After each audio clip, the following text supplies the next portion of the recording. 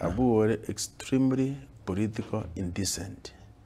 Ego la democracy ego ventilated through political parties. And every political party nebuate reason near party and a party.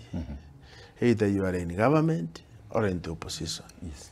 Nekere party nebuate its own principles, its own tradition. It is not just nothing. So, onye wachori ruwa wananchi bagochorire totebe na Wiper. Kuweka parliament kwa Wiper lakini kwagenda ODM kwenda UDA. Actually, that is political indecency. Because bono political parties njiri gotwara meaning kugera bono kwanga ina wananchi njengwa ipa gogo ikaria, you don't even consult them. Wa ikari kwa ugento geke waso government so waso party ende.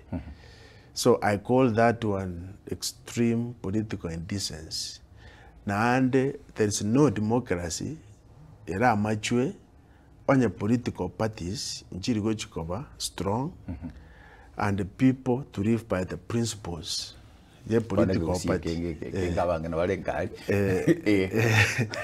Yani, we go be party area, una wachorwa, ego ile sababu nero oberete party area. Na abantu buna bagochora, maybe party area nero yagera bagochora.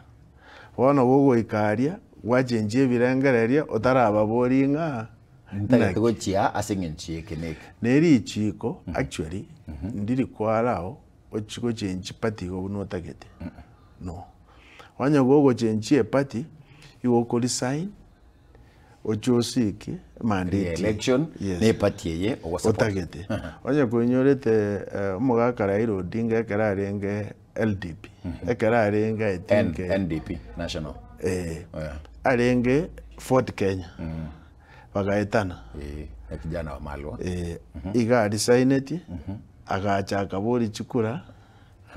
Andakabwa. Yaki Langata that time. Wana senje. Eribono na example. Kia political maturity and decency. Yes. Now,